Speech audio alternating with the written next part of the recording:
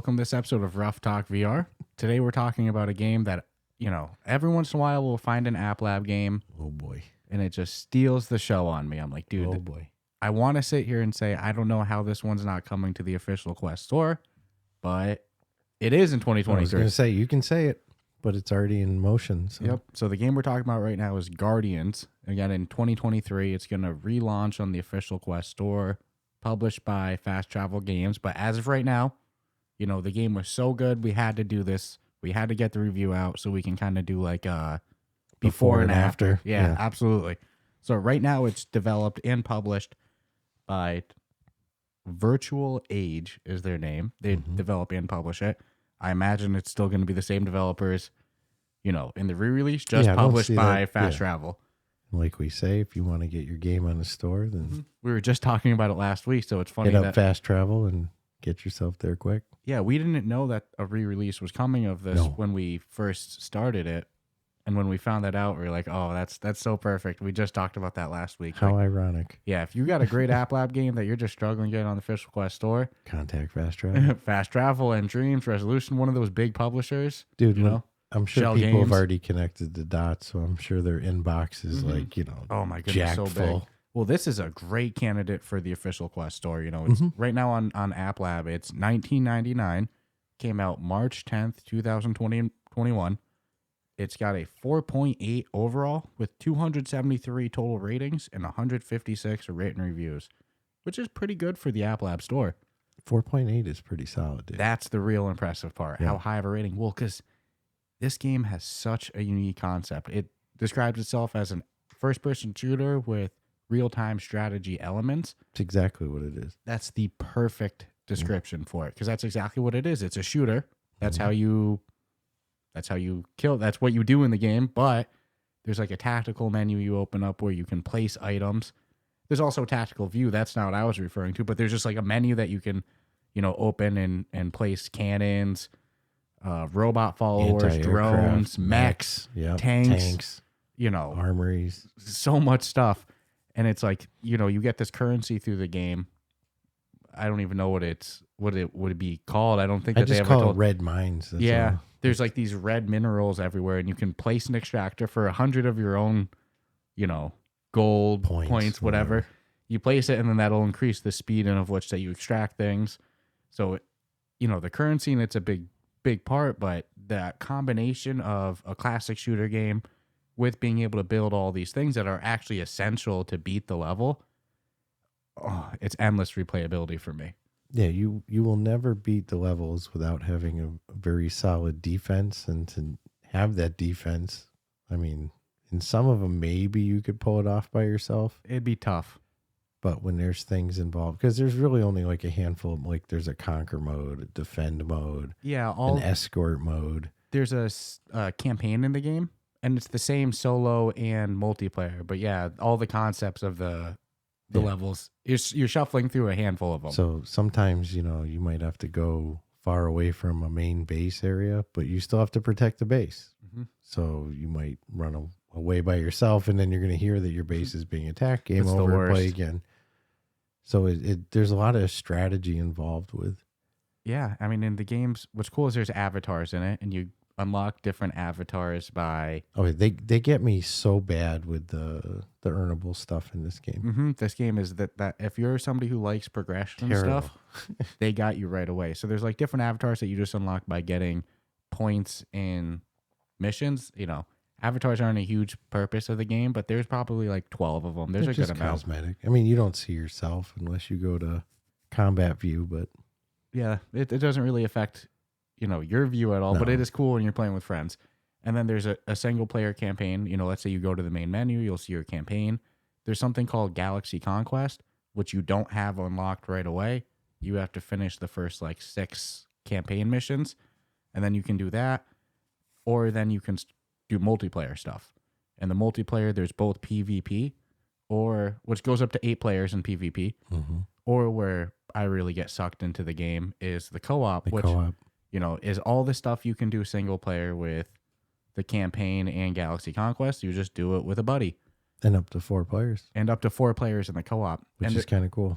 Oh, yeah. We've only been doing 2 people, but I can see how 4 people on some of these levels could be useful. Well, especially because everyone's able to build their shit. So it's like, and I'm pretty sure the game would probably cater to the extra people, extra difficulty. So I can't confirm this. I don't have any like written documentation of this, but my feel is that it's harder in co-op with the amount of enemies and stuff like that than the solo ones. That is what I personally feel. Yeah, I can't confirm it. When I do some of the maps, and obviously if you're playing single player, it's designed so you can beat it. So I think that's part of it. But there was one in particular we were doing, and I had recently just played it on single player in their campaign mode, and then we were playing it together, and I was like, oh, this is all we have to do to beat this. And did not work that way. Failed miserably. Took us like 20 minutes. And I remember we went back to the main base, and I'm like, all right, we have to rethink this, because the strategy I used as single player to beat it did not work at all for game close.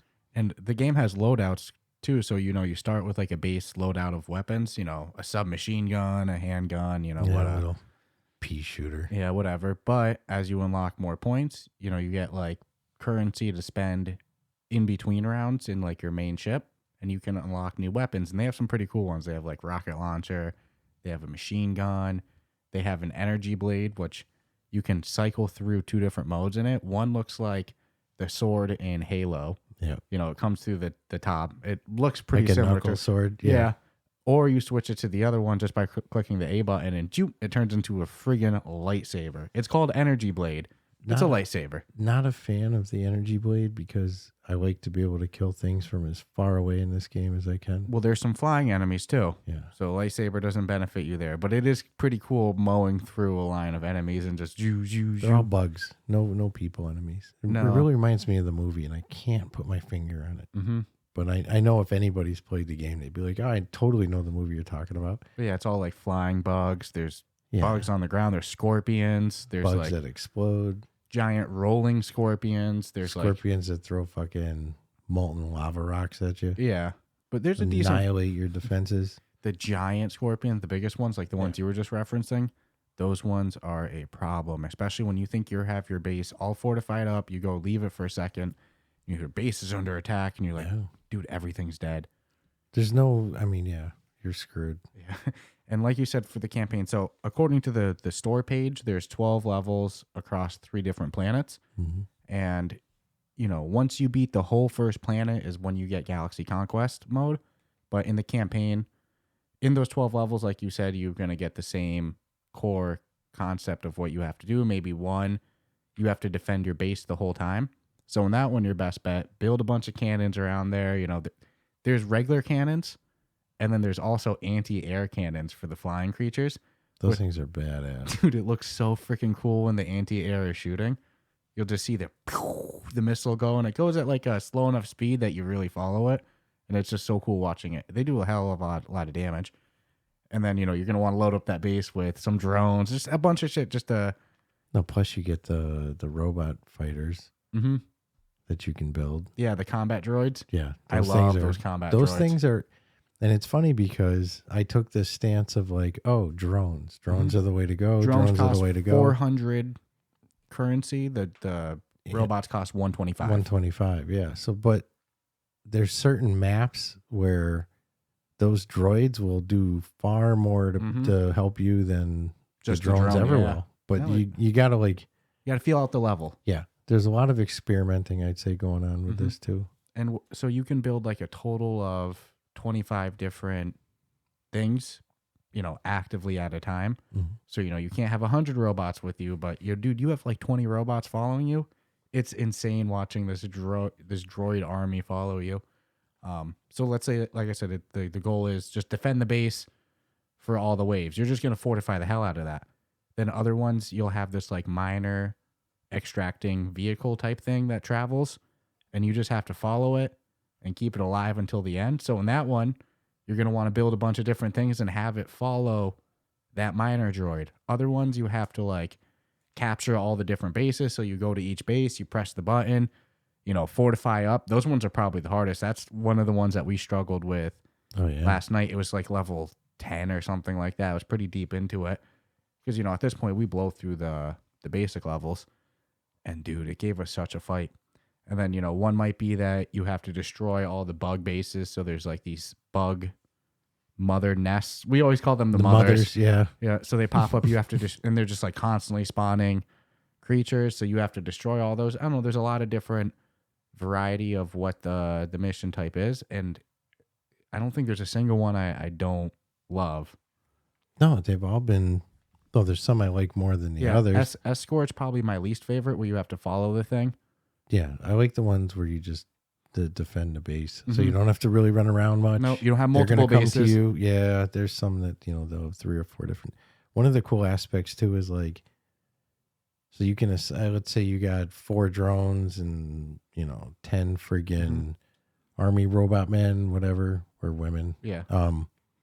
You can assign groups to things, and then you can give them direct orders. Like you can have them patrol an area, which I did patrol once or twice, but it's like they go rogue sometimes. Well, that, and it's like, so if you send a guy to patrol an area and it lets you do the start and stop point of the location, if their back is turned and the enemy's coming up over the hill, then they're your base is going to take a couple of shots, but. I was gonna say I usually do the defend for that reason. Yeah, defend's a good one, and the follow me, where you can just tell them, look, just wherever I go, you go, so you can take a chunk of your army with you as you go prancing across the land, shooting space bugs. It really depends on the mission too, because if it's like defend the base, then defend's a common command I use. If it's more like destroy the bug bases, I'm using follow me. Come follow me. I'm gonna fortify up the base with cannons and anti-air. And then I'm going to take a bunch of drones and robots with me and go wreak havoc, I didn't think the game was going to be I knew it was going to be good. Mm-hmm. I mean, just you can even, look at it on paper and look at the description and be like, shooter with real-time strategy, that's unique. With stuff that you can unlock and buy. And, I think there's 300 plus user-created maps that are available. That's what they say on their store page, because there's an in-map editor. Ridiculous. Yeah, I'm not, full disclosure, couldn't get it to work. I got it to work a little bit, but it was so not user-friendly for me to use. It was like, I'm not doing this. I actually questioned whether or not I'm supposed to open it in the Quest headset, or am I supposed to be doing this on a PC? Because I did open the map. I think it was like a desert one or something, and then saw that it was actually in my map folder section, whatever. Went to open it, and all it did was like flash a little thing on the screen over and over and over, and I'm like, yeah. But I will say that a thing that they're advertising a lot for their re-release in 2023 is that the in-map editor is going to be much better. Let me tell you, if it's half as good of what they show in their preview, it's probably the best map editor I've ever seen for a game. Because it looks like you can edit collaboratively, like with multiple people. That's how it looked. And then you saw them like editing an endless the terrain. Amount of different shit going on. Yeah. I was like, that's some next level. Essentially, you're creating a level. Yeah. But the amount of stuff they apparently are going to give you to work with, it looks pretty bulky. And we'll see. Something we didn't reference either, though, is in the co-op modes in single player. For the campaign, you select a difficulty. So they have you can replay the same level. It defaults on a harder mode, though. It does not default on normal. It defaults on the second hardest. Yeah. I learned that the hard way. You said you were playing it solo. Oh, I got smoked. I'm like, what the hell is going on? I'm like, I can't possibly be this bad. And then I'm like, oh, okay. It lets you reselect the difficulty if you die, though, completely. Yeah. And what's cool is most of these missions, so let's say it's defend the base. If you die, you just respawn. As long as you have a base. But exactly, because the objective isn't you stay alive. The objective is whatever, escort this or defend the base. But death doesn't mean game over. Death just means not until your base is destroyed, your miner's destroyed, whatever it might be. Because even in the ones where it's like escort the miner, you're still going to have a home base to defend. If it's destroy all the bugs, the bug bases, you have a base to defend too. It's like... And they're not going to sit there and camp at their base and wait for you to come and kill them. They're going to come full onslaught. And some of these, just by map design, they can come at 2 to 3 different angles. And you got flying things as well as walking things and crawling things. And when you place like a cannon or an anti-air, before you place it, it'll show you the radius of where it's going to shoot. just like with the droids, if their back's facing the wrong way, whatever, if you face a cannon one way and enemies come from the other direction, they're not getting shot at by the cannon. So you have to like really make sure that all your defenses are covering all the different areas. And you got my favorite upgrade for like the cannon and the friggin' air defense is increasing the distance range by 50%, because at some point you spend your in-game money to do that too. At some point there's going to be a friggin' bug that's going to come at you and it's going to explode violently. And if it gets close to your defense and it explodes, You're takes destroyed. out your defense. Yeah. Those things will take out mechs like all day long. Dude, I've had like $2,000 worth of things destroyed by a single scorpion before, or some of those bugs. It's like I'll have like 5 cannons, a couple anti-air, and it's just a couple big throws. Mm-hmm. Oh yeah, those little bugs are to me probably the hardest to deal with. Just because they explode. I know exactly the one. They're the kind of rounded. Yeah, they're real small. You shoot them and boom. They're small, but it's a big explosion. Look like a fast move. Yeah, I mean, 2 of them and they probably come in groups of 4, like staggered out, like 10 feet away from each other. But if you're near the thing and you shoot it, you're respawning. And again, if they get close to any of your defenses, like it'll just take out the bulk of them like it wasn't even there. It's so heartbreaking. So it's so cool. Distance is good. Yeah, and it's cool that everything that you place that's stationary can be upgraded, either directly by clicking on it and increasing the rate of fire for a coin, whatever, or as you level up, because there's levels in this game too. You start at recruit or whatever, and it goes up. There's a whole bunch. Mm-hmm. And for the first maybe 7 levels, you unlock the ability to place something new. Yeah. And each one, I think at Specialist Plus is the last one. Maybe a tank or then. And it goes, the last thing you unlock is an armory, which you referenced before. The armory allow you place it and you can spend money to do upgrades to all units, maybe health, damage, whatever. So it's one of those, the earlier you place it, the better. Well, and I think that's where you can do the drivable mech. Mm-hmm. You can spawn. Because they do have mechs that you can drive. Besides just robot mechs that, those mechs, I'll put them to defend an area, and they go so They're ham. a little rogue. They go rogue. They go searching. Beyond rogue, dude. They don't like wait for the fight. They go no. Even if there's nothing there, sometimes they'll just walk away and be like, I'm looking. I see it all the time. I'm like, dude, my droids, my drones, they'll stay where I tell them. Yeah. That mech doesn't give a shit. No. He's looking for trouble. He's going for it. So I have to run around and repair my mech more often than not. Because he's causing trouble. He's looking for them. What are you doing, man? Wait for them to get to us. We got all this defense right here. And that's cool. No big deal. You see the health bars of your thing. So if you catch that something's dying soon, even your base, you can spend coin to repair it. As long as you got that money. That's why extractors, dude. I'm a little whore. We load into an area. I hunt for them. I spend all my money on extractors. Well, it's weird because some maps have like a ton of different red minerals, and you have to, if you don't cut off the extractor point from the enemy, then they're going to spawn. They're going to send this little like sluggish thing over to it, and then it makes an egg, and then it becomes like a mini mother base, like little like sack, and then that sack becomes bigger and bigger.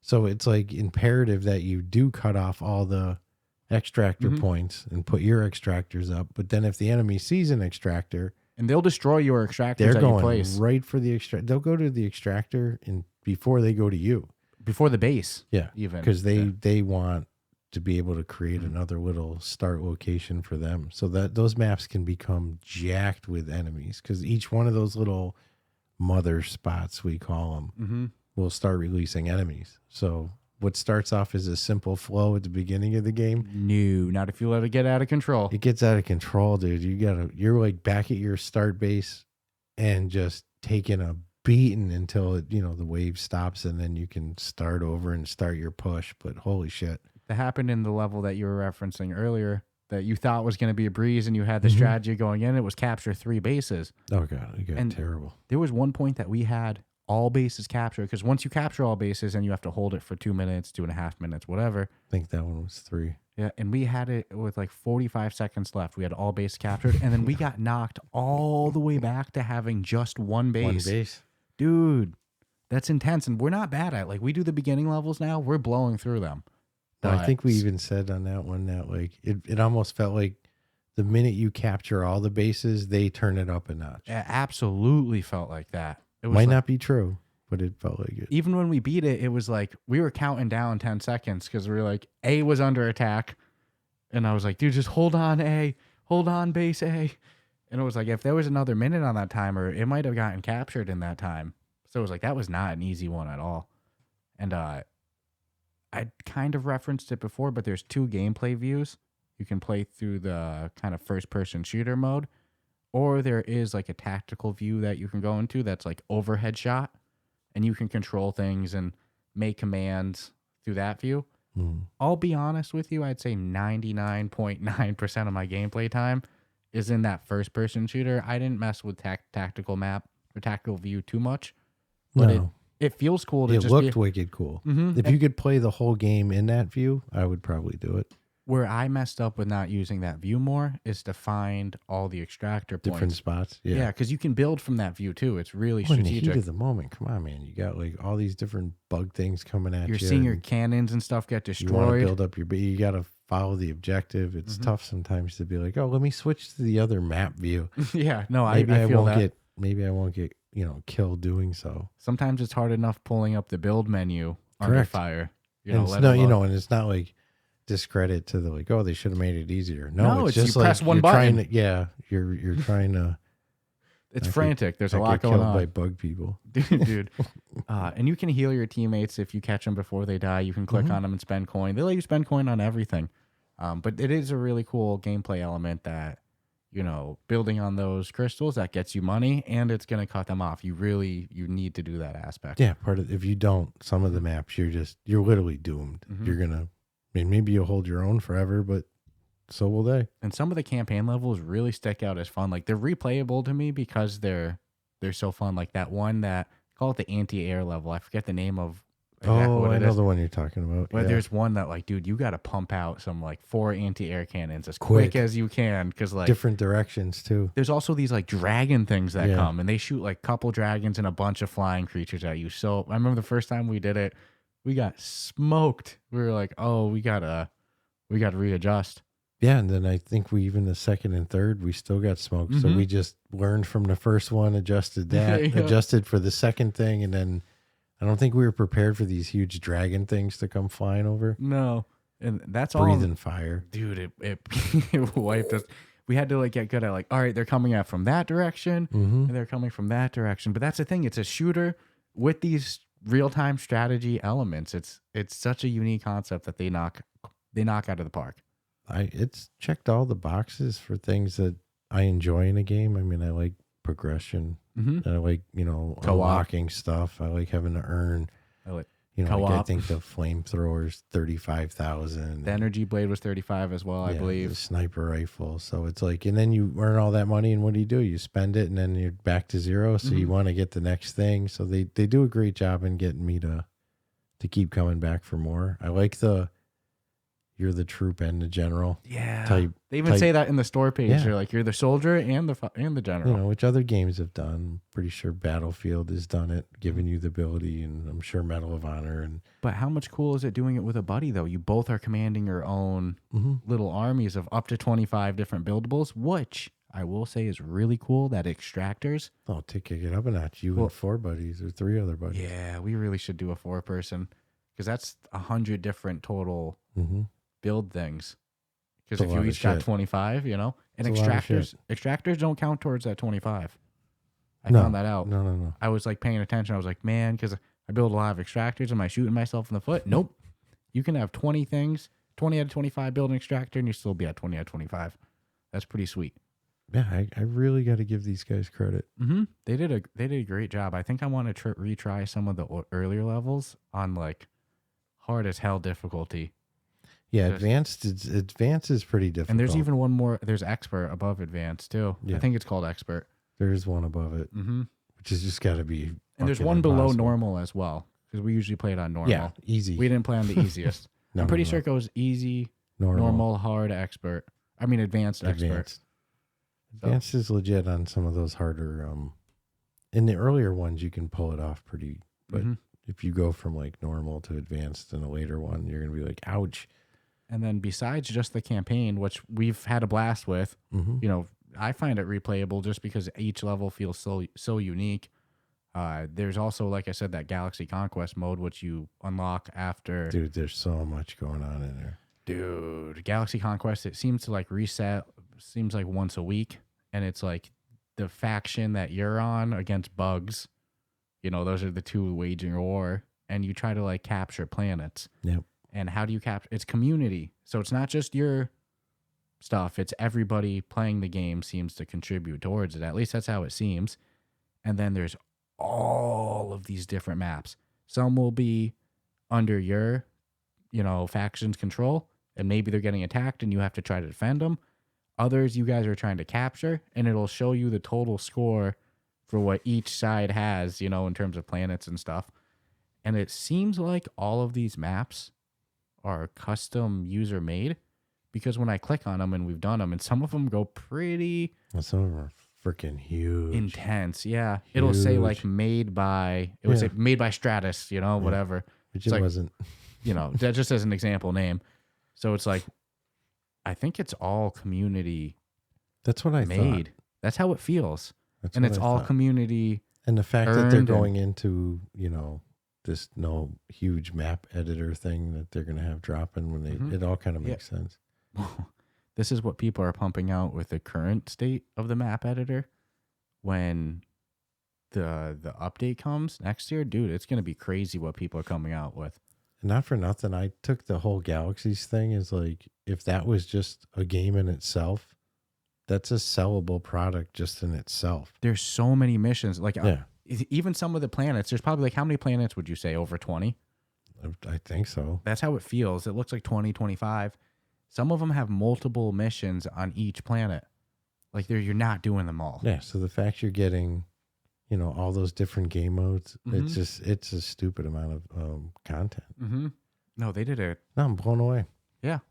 And it's so unique. Like it says, like it plays. Definitely deserving of this story, even as is. Yeah. It's like I was happy to know that they were already in works to be going to the store. I'm glad that I'm not spending this review going, why isn't this on the official store? Because it's going to be. So I can sleep happy. But I agree, even if they didn't update the map editor, if the game just released on the official store at its current state, it's a worthy candidate. Yeah. Oh, yeah.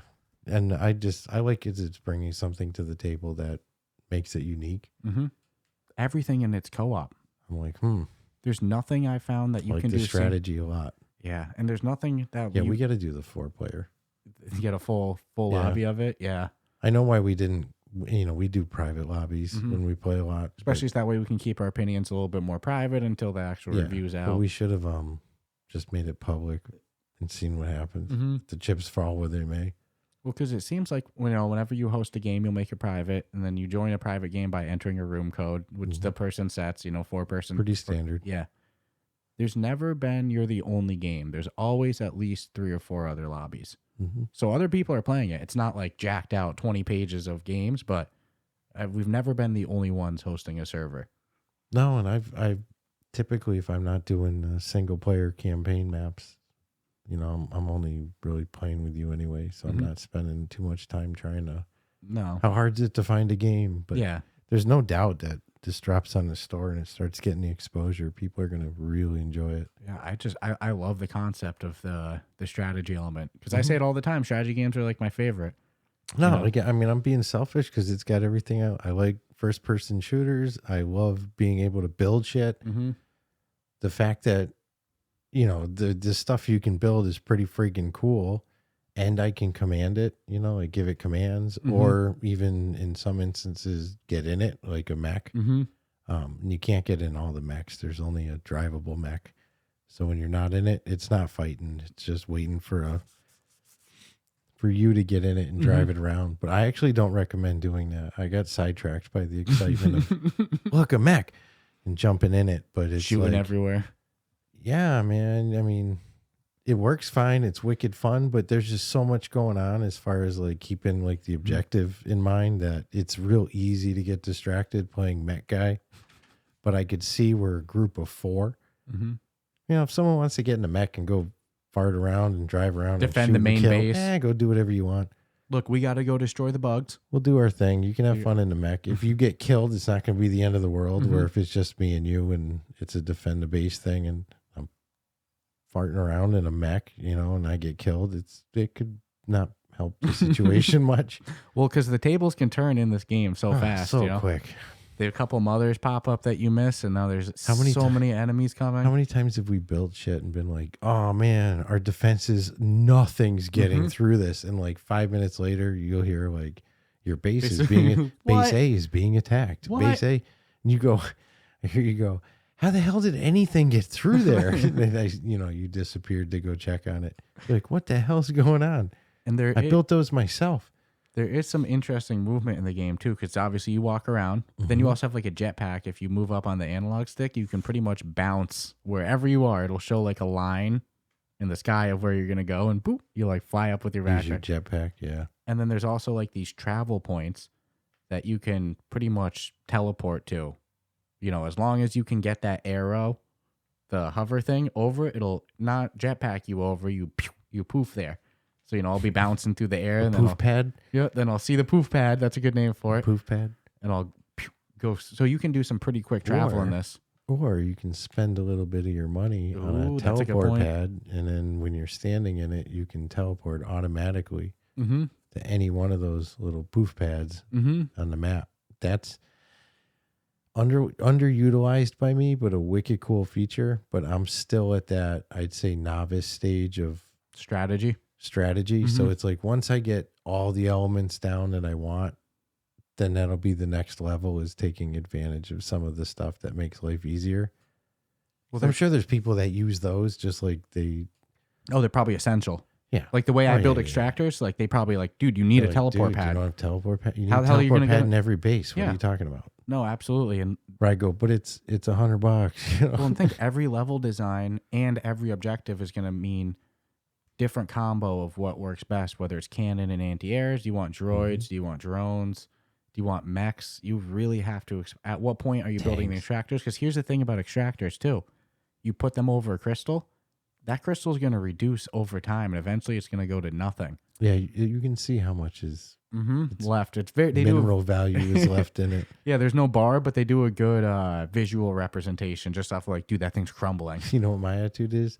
Do I see red? Yeah. I see money and the ability to build something, because I'm quite sure some of my shit's going to die. So, well, the difference in speed and of which you get money when you have extractors for when you don't, it's like you need them. It's so painful watching that thing go up like 1 point a second. You're like, oh.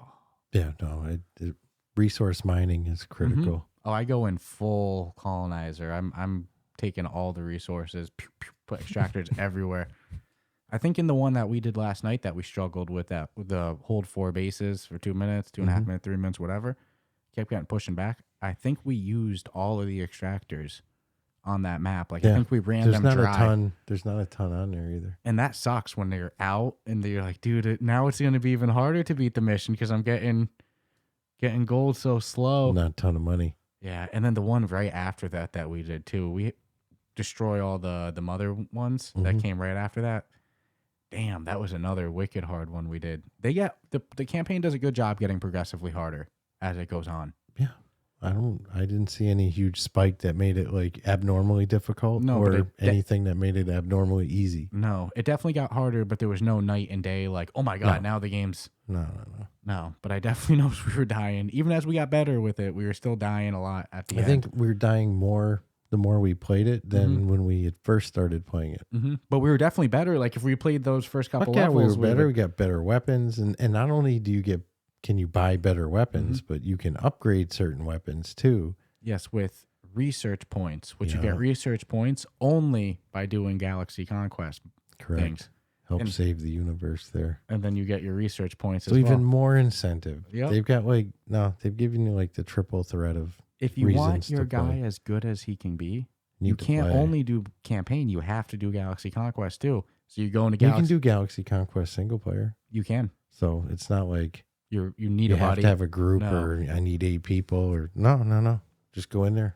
But you can also do it cooperatively. It's like they give you all the options in this. So they took away any excuse why you wouldn't want to play. Like, well, I like first-person shooters, but I also kind of like this. Oh, we got that. Well, I really like being able to have multiple weapons. Well, not just will we give you left, right, And the back. And your back. Yeah, 5 weapons. We'll give you the ability to be able to pick which 2 on your left you want to pick from in game, or 2 on the right that you want to pick from in game, or the one on your back. You pick it. Mm-hmm.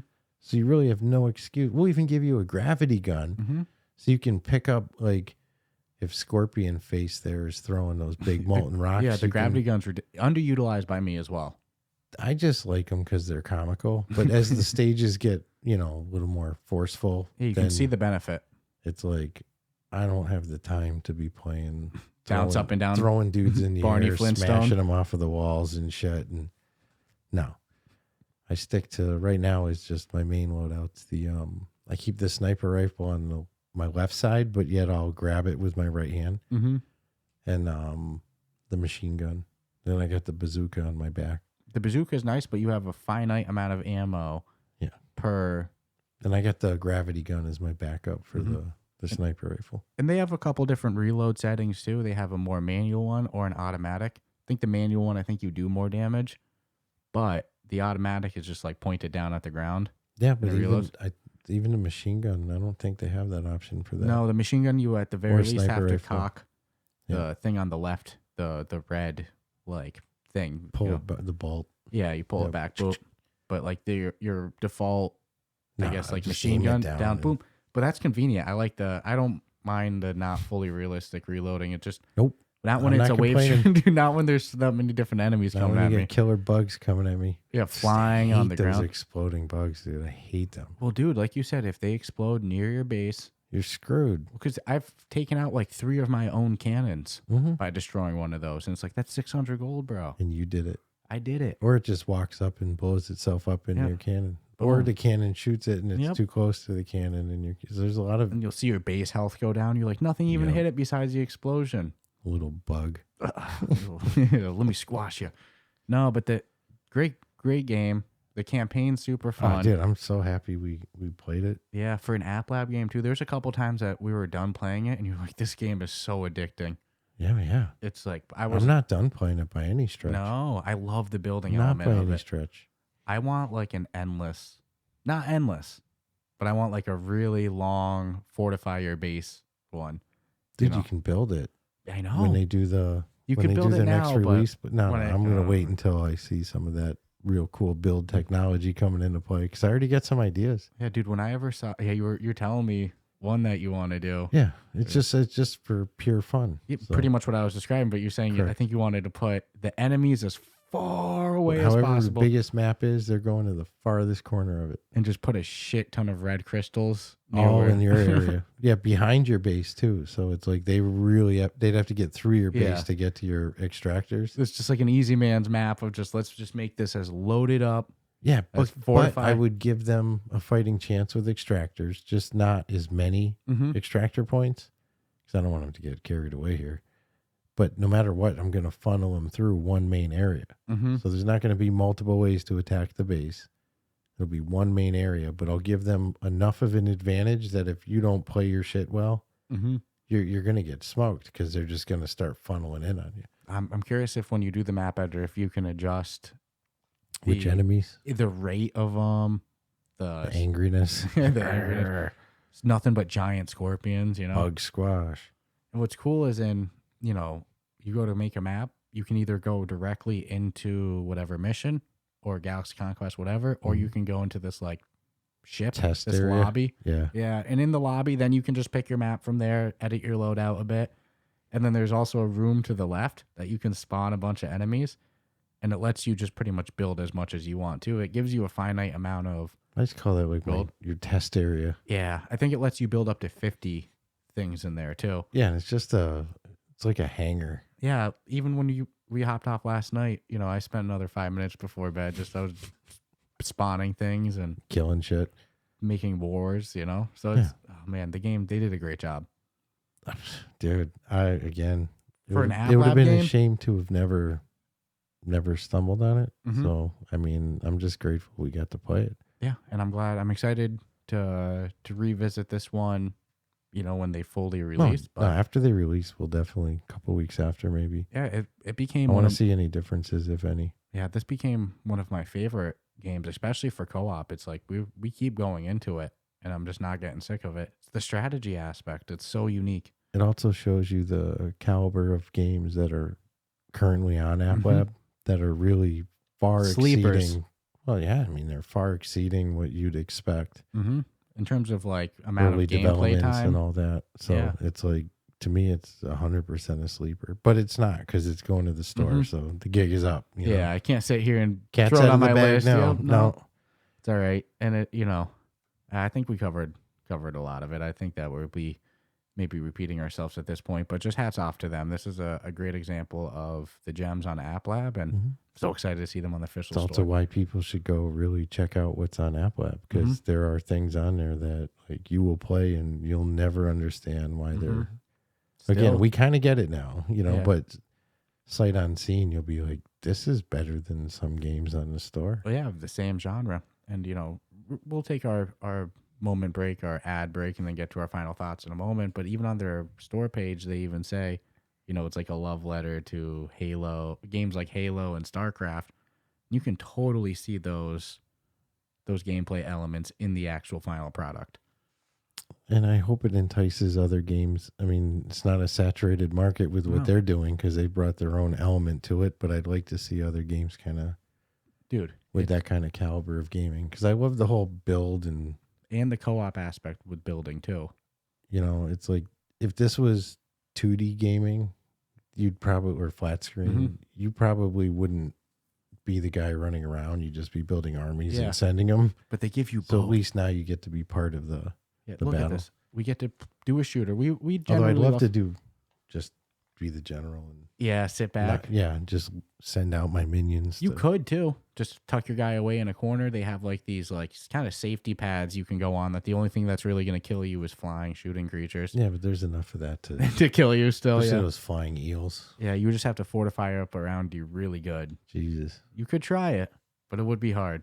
It would be hard. Yeah, it does. There's a lot of potential, and there's a lot of potential for the future. So it has everything I love. Progression. It has a great shooter. It's co-op.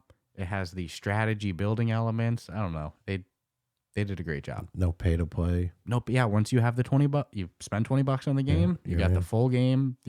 Endless maps. So it'll stay in my top row of played games. Current apps that I'm playing. Yeah. So we'll take the moment. We'll take a little message from the sponsors, and then we'll come back for our final thoughts and our review.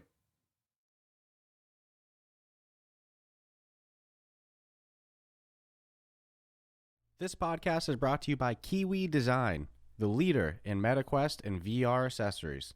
And now you can deck out your device while supporting the podcast.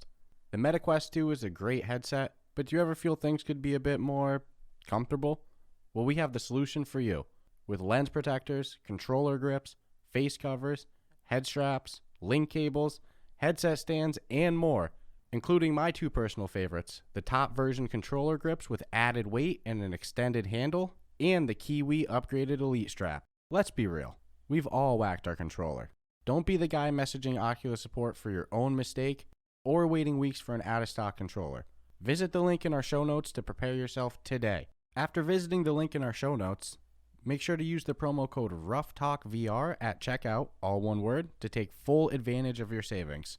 And make sure to click the link in our show notes so the podcast gets credit and you help support us. Remember, whatever you need, Kiwi has you covered. Hey everyone, welcome to Fresh Ball Fall. It's the season of pumpkin spice and making sure your crotch looks nice. That means sipping cider in the fall breeze and using Manscaped products to trim your balls with ease. That's right, today's show is brought to you by Manscaped, a company here to make sure that your foliage isn't the only thing shedding its excess leaves. Heck, even Mother Nature knows it's time to lose the excess clutter for fall. Join the 6 million men worldwide who trust Manscaped by going to manscaped.com for 20% off plus free shipping with the code RuffTalkVR. Whether you're brand new or already with us at Manscaped, you could use the crown jewel of care for your family jewels, the Platinum Package 4.0. With this glorious package, you can align your entire hygiene routine all in one swoop. Inside the 10 Platinum Package is everything you know and love about the Performance Package, plus some shower goodies included to elevate your grooming game to platinum. The Lawnmower 4.0 body trimmer and Weed Whacker nose and ear hair trimmer feature proprietary advanced skin-safe technology to protect your delicate parts and holes. Both are waterproof, so you can keep scaping even as the weather's change. In addition to shaving, you can now completely upgrade your shower routine with the Ultra Premium Body Wash and Ultra Premium 2-in-1 Shampoo plus Conditioner. You'll have your skin and hair feeling hydrated and smelling fresh. Don't forget to apply their aluminum-free Ultra Premium deodorant, and don't worry, it's not pumpkin spice, it's a cologne-quality fragrance. But we shouldn't have a signature scent for our pets. Use Crop Preserver, Ball Deodorant, and Crop Reviver, Ball Toner to make sure your go-to smell is top shelf and not sweaty balls. Manscaped even threw in 2 free gifts for their Platinum Package 4.0, the Manscaped Boxers and Shed Travel Bag, both specifically made to hold your goodies. Get the Platinum Package this fall. These products are guaranteed to be hits for your dangly bits. Go to manscaped.com and get 20% off plus free shipping with the code Ruff Talk VR. That's 20% off with free shipping at manscaped.com when you use the code Ruff Talk VR. Manscaped, clear out the leaves. It's your tree trunk's time to shine. Today's episode is sponsored by True Classic. Guys, let's get real for a second. Your significant other will be way less upset about your gaming streak if you're looking fine as hell while you play. Finding that perfect fitting t-shirt can be a terrible experience. The thing is either way too tight, has a case of bacon neck, or is just plain big and boxy. Luckily, True Classic makes quality clothing for every guy. Whether you're on VR, PC, Xbox, PS5, or yes, even the Wii, they've made finding that perfect fit easy with their formula. A closer fit in the arms and chest to show off your muscles. We know you're getting a workout while gaming. Let those toned arms shine. Plus, they leave wiggle room in the torso to keep things cozy. All of their styles are super soft, and it's a great price for what you're getting. So guys, no excuses. Don't be a noob. Get rid of those ratty t-shirts I know that you've been hanging on to for years, and get ready to upgrade. We have an exclusive deal for our listeners. We want to hook you up with some True Classic. For a limited time only, get 20% off with the code RuffTalkVR at trueclassic.com. Almost all men's t-shirts are designed to look good on a certain body type. Think skinny models with six-packs or Dscruffles over here. But most of us aren't packing anything but a few beers, and there's nothing wrong with that. My dudes, it's simple. You are wearing the wrong clothes. True Classics tees taper off towards the bottom, but they fit tighter around the chest and shoulders. You can throw on that True Classic with confidence, knowing they've got your bases covered. True Classic is much more than just a t-shirt company. They have all the menswear staples you could need, from polos and workout shirts with the same flattering fit to boxer briefs that'll keep your boys feeling nice and comfortable. And for any of the big boys out there, they have tall sizing and up to XXL on all their staple colors. True Classic will make you feel your best by accentuating the places the eye goes to first. Wink, wink. Whether you have abs or a delicious, soft, creamy center, their clothes look great on all body types. Skinny guys, big guys, buff guys, gaming guys, True Classic has you covered. Get comfortable, get going, and upgrade your wardrobe with True Classic. Get 25% off at trueclassic.com with the code word RuffTalkVR. Free shipping included on purchases over $100. 100% risk-free guarantee with a 30-day return policy. True Classic. When you look good, you feel good. All right, we're back. And, I forgot to say it right before the ad break, so I have to squeeze it in every episode, at least, bother you peoples until you keep popping into the Discord more and more. But, be sure to go join our official subreddit communities at, our Reddit community and our official Discord. Discord's definitely surpassed Reddit in terms of consistent activity. It's actually a really cool thing to see. And then you can also check out our Patreon server, all right in our show notes, the episode description. So you click, what's this episode about? You'll see all the links in there. So, like always, our official rating system, we have 5 categories that are rated 1 to 20, with a total of each category making the final score. The categories being gameplay, functionality, aesthetics, replayability, and value. So I think last week you went first, right? Mm-hmm. With Broken Edge? Okay. So we always try to, tennis volley back and forth of who goes first. So that way it's not one person always stealing the other score like it sometimes might seem, even though that's never the case. Although I bet you our scores are going to be pretty similar with this one because they usually seem to be. Starting with gameplay, though, I'm going to give them an easy 20.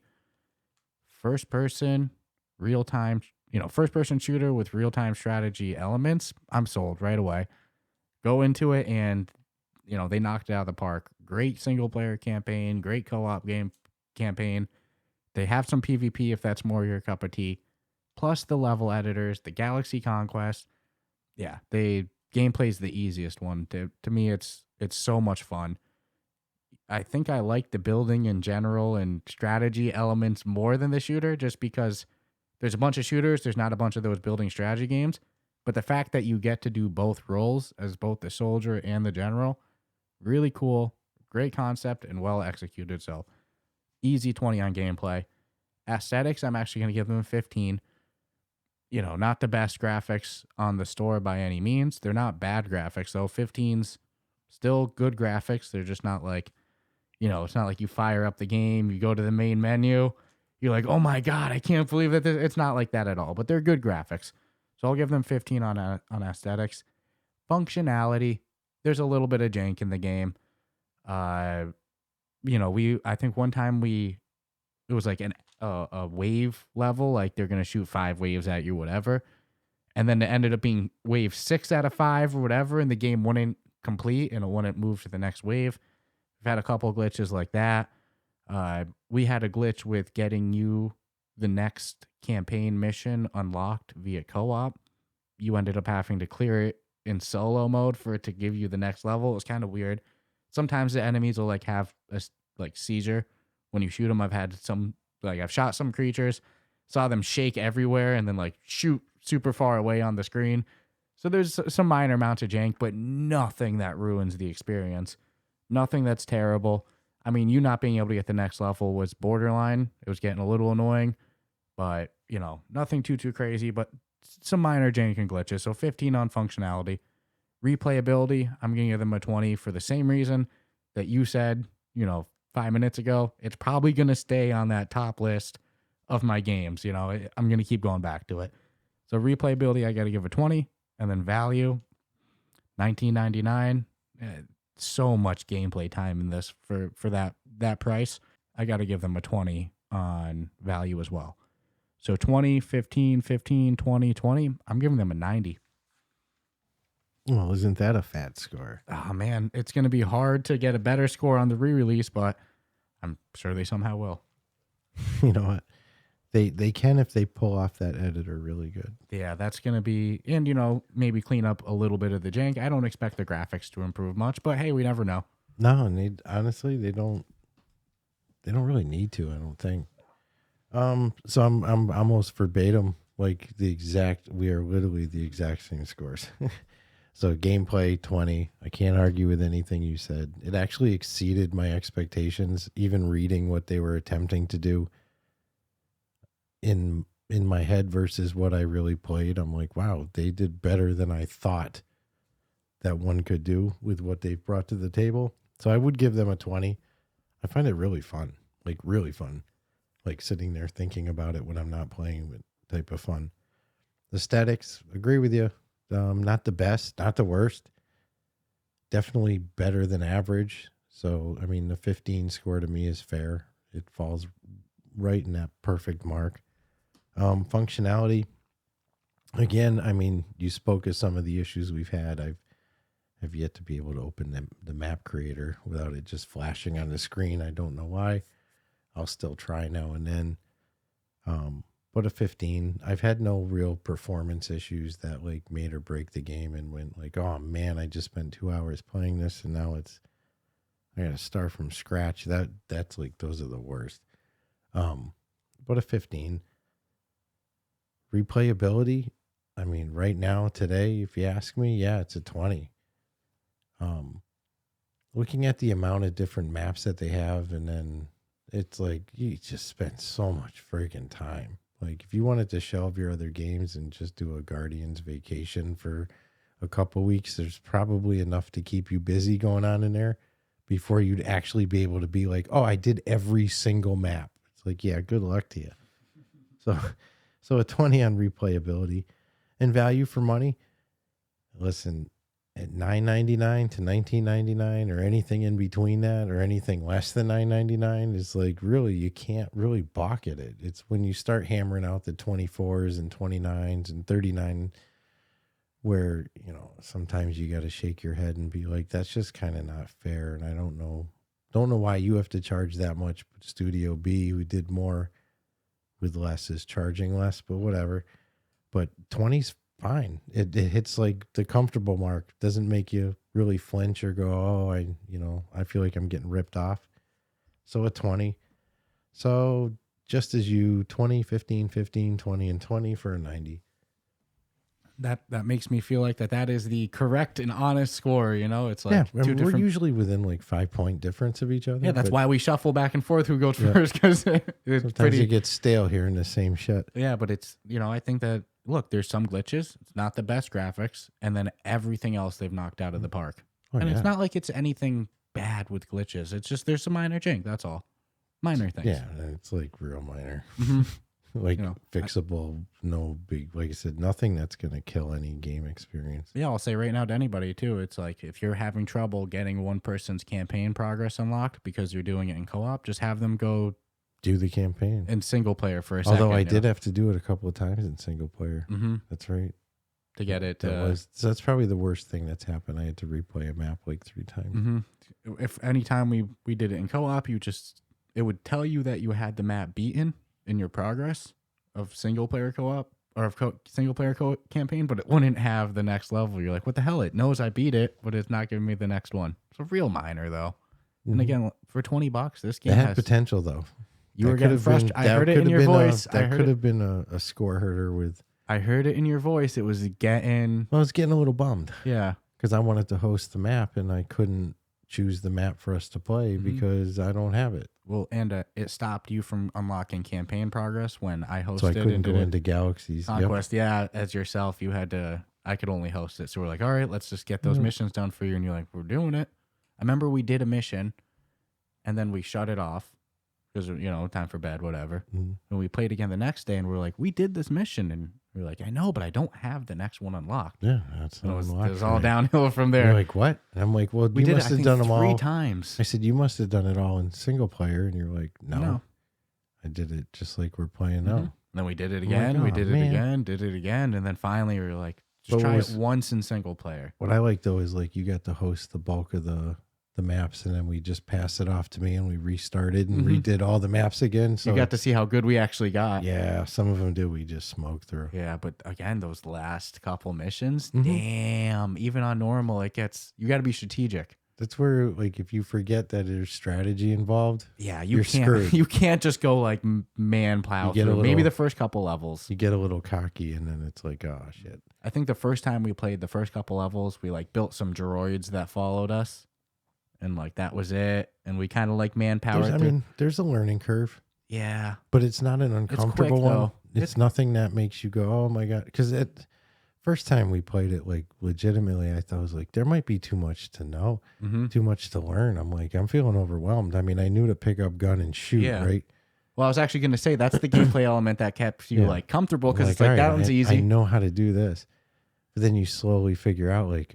Oh, it's still, even now, it's like I might do something and be like, I'm freaking getting it now. I don't think that we understood extractors until like mission 3 or 4 where they taught us. Not the value of them. And they were like, yo, place an extractor right there. And I was like, oh, dude, it increases. Oh, I can do this all day. You can cut off the friggin' enemies. That works. Then we redid the first couple missions and using extractors now and we just blew through them. Yeah, wicked fun time. Yeah, great game. Props to... Can't wait for their store release. Oh, dude, I'm going to be so hyped. I'm on Teams Guardian. This is one of my favorite experiences I think we found in VR, especially for co-op. You know, it's like, you know, even co-op shooters are few and far between. I'm not saying there's no Pop 1 now. You know? No, but let's say, you know, all the other co-op shooters, it's like after the fall, you know, it's more like a wave shooter. There's no strategy one. Well, like there hasn't been any real-time strategy first-person shooter co-ops. Yeah, so, it's such a unique concept. It's the greatest first-person shooter real-time strategy co-op I've ever played on the Quest. You know, you get like Drop Dead, which are those wave ones coming at you. No, this is such a unique concept.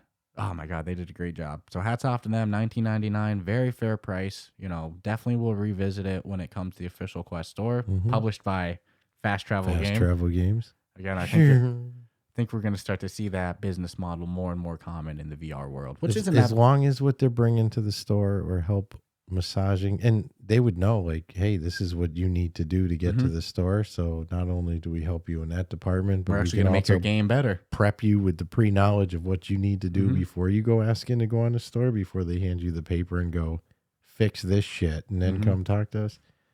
So I mean, as long as they're bringing good content to the store, then I think it's great. Yeah, it's when if you start seeing, you know, crappy product being pushed through, then you're like, that's yeah, only getting through because it has the publisher's name.